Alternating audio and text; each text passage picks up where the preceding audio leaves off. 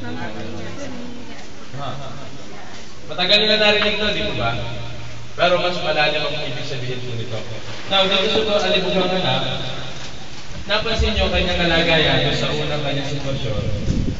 Sabi nga po, ay nasa piling siya ng kanyang ama. Nasa piling siya ng kanyang ama.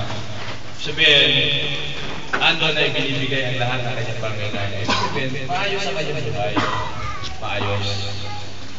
Pero dahil sa ayaw ng Diyos ay ikaw ay maging parang robot o parang ikaw ay kustutusan na huwag ka dyan, dito ka, ito ako Lord. Tapos huwag ka dyan, dito naman ako.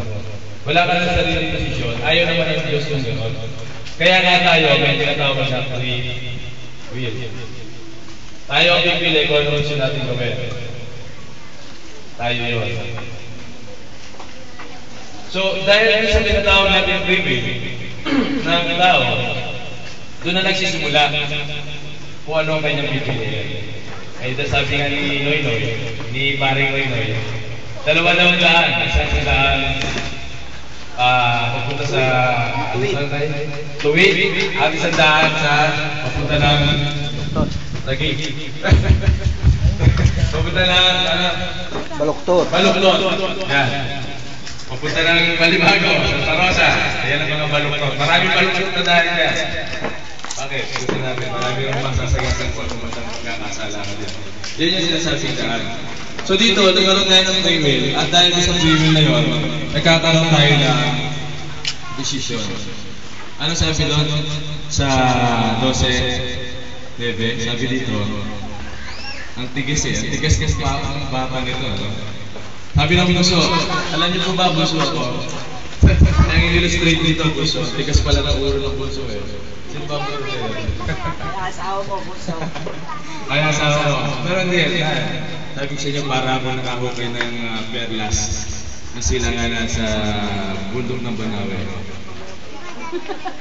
Yung pagkakulog niyan, talagang mahal na mahal ko yung pagkakulog niyan. Wala na akong makukuha niya kahit sa SM, maganda pa, wala akong makukuha niya. Talagang perlas. Sabi rito, yung sabi ng puso, Dami-dami mo naman binibigay. Ama, ibigay niyo po niyo sa akin ang mamatayin ko sa akin, di ba? Para siya sa nagmamadali, hindi niya inintay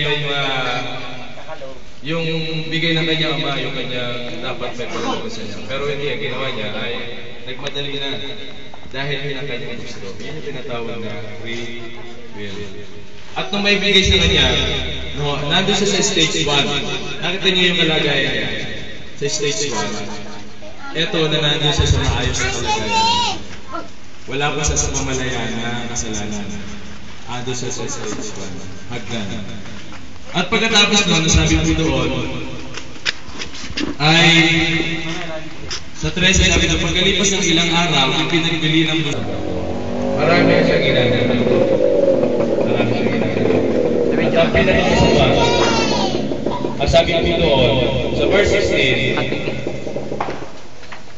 ibig sana niya punan ang kanyang pagkain kahit na mga bumatahoy na ipinakakain sa mga baboy. Ngunit walang ibigay sa kanya.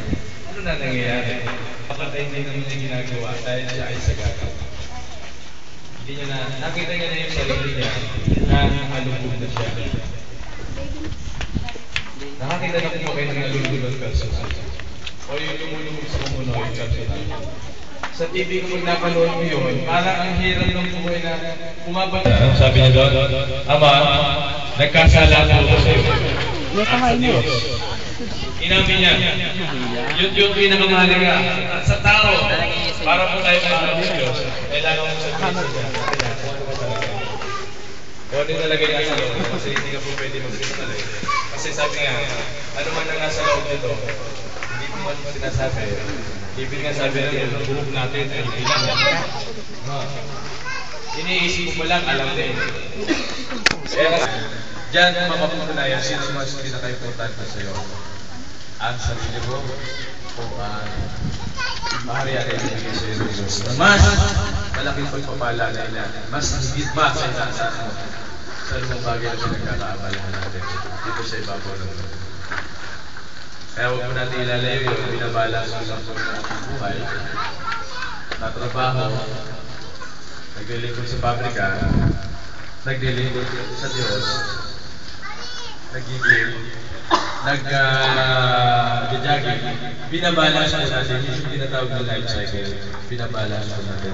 Mali rin po pala, yung sinasabi natin mga magulang, tanda po natin ito, ganun din po ako nun eh. Tayo mga magulang, ang isusubo na natin, dahil ang ginagawa natin, isusubo pa natin sa ating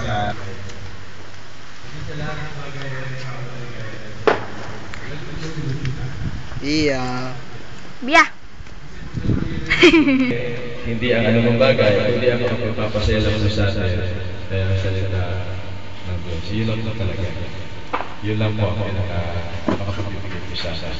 So, kakatingin natin yun. At alam ko, gutom na lahat. At excited na tayo sa gathering. At nagpapasalamat ako sa opportunity na ibigay niyo sa akin upang magamit sa ano. At sa susunod, kung pagsisisihan niyo ang asa na pinatayo niyo ko ay sa susunod ay magiging mahaba kita ng panigay. Salamat po. Naging tuwing ko kayo. Naging kain ko kayo. Ano man na po ang ating alaga ay nagpapasalamat po. Naging nanay ko po si Nanay Lola. Nagpapasalamat po ako sa Diyos. At ang lahat na ito ay ibinigay. Sabi ni Kampalan. At ang pinakamayaman ko kapatid, bilyonaryo na kapatid. Nagpapasalamat ko dyan. Kaya alam ko kasama niyo sa Tagaytay. Pag po yung namas ko, 1.5 daw po ang pinakamababa. Alam ko kasama niyo sa Tagaytay. Kaya 1.5 ang pinakamababa. So pinagpapasalamat ko wala na ito at alam ko kayo ay kayo na. Sabi ako. Sa inyo po muli ay maligaya. Kasama kami mag-anak. Bago taon at sana po ay lagi ang welcome sa inyo. At kayo naman po ay lagi welcome sa anak. Salamat po, mahal po kayo lahat. I love you mga dito. Mare, I walang love you mga tila. I love you mga pinsan. I love you mga nanay ko. Happy New Year! Naku, Diyos ko. Happy New Year. Ito plaso ng ito na bahagi ko sa inyo. At ako ay may papremyo sa pagtawan ng Diyos na alibughang anak, bawat isang pamilya ay isa ang magpapahayag.